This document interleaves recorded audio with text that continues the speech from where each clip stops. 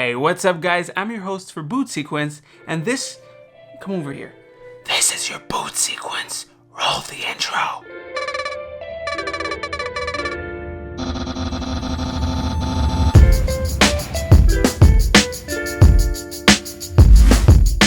The next generation of NVIDIA GPU is apparently going to launch in July. With Pascal now 2 years old and the Vega cards approaching their 2nd anniversary, I think it's safe to say that that generation could not have come any sooner.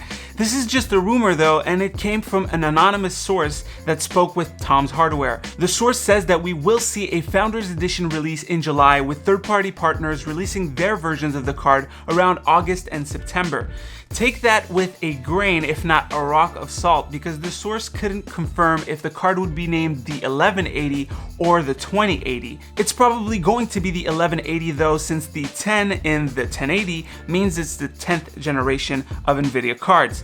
Speaking of GPUs, the 1050 seems to have another iteration. Similar to how the 1060 had a 3, a 5, and a 6GB version, although the 5GB seemed to be limited to China's market, the 1050 will have a 3GB version. It will have the same amount of CUDA cores than the 1050 Ti, which is a little bit weird, at 768 compared to 640, and it will sport a smaller memory bus compared to both the other cards, the regular 1050 and the Ti. It's a very awkward placement if you ask me. We don't know yet if both those cards are meant to live together or if this specific 1050 will replace the one that we have right now. But given NVIDIA's history with cards that have the same name, I don't think they're looking to replace the current 1050. I'm sure that this card will outperform the original 1050 given the increase in CUDA cores and in RAM, but let me know down below what you think of this whole 1050 family. It's a little bit weird.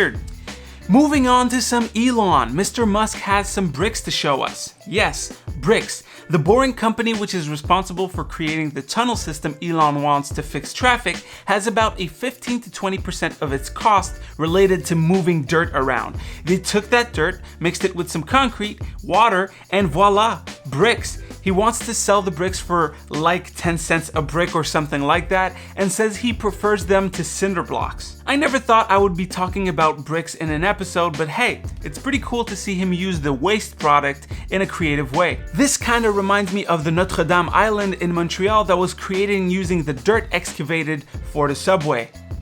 Alright, let's jump into some cell phone news, shall we? LG decided to retrofit the name ThinQ or Think to its year-old G6. What's a little weird is that it seems to only be applicable in the LG Canada website. Even weirder is that ThinQ is supposed to be referring to the AI initiative LG has, and that branding was not available last year, nor does this phone have ThinQ capabilities. I hope that was a mistake. Then we have the Red Pioneers event where the Hydrogen 1 was featured and people got to test it. We also had some more information on its modular capabilities. Red is planning to start with a module that is essentially a big camera sensors. No details on the size, but think more DSLR big and not smartphone big. While answering some question, Jim Gennard, the CEO, said that he wants traditional lenses to fit on the modules. We're talking Fuji, Canon, Nikon, and more. They didn't want anyone to film the front of the phone simply because you can't capture the nature of the holographic display with a camera. It apparently is, though, a lot better than the 3D we've seen on phones so far. Alright, moving on, let's jump into some gaming news. No Man's Sky is going to have co-op multiplayer this July in the next branded update. So far, you could see other players as wispy glowing orbs, but you couldn't really interact with them. This new update will allow players to do proper things from exploring on foot to base building and even space combat. At this stage, I think I might actually snatch a copy of the game to try this update when it comes out. What about you? Would you buy the game now that it seems a little more polished? Or are you going to pass if you already passed? Next, we have Ubisoft, who plans to fix some of the flaws The Division had in their sequel. The recently announced The Division 2 will have more content as well as a better endgame. The first game was very short, and Ubi said that they were surprised by how quickly people finished it. But it seems like the sequel will have more. Hopefully, all the extra content won't be hiding behind a paywall like in Destiny or many other games. And now it's time to answer some of the questions from the audience, and I chose this. What's your favorite show? The answer is Chuck. It's an oldie, but a goodie. This show brought me tears, cheers, and fears. Great show, check it out. Also, if you want to know what my favorite anime is at the moment, it is definitely My Hero Academia. I just love it.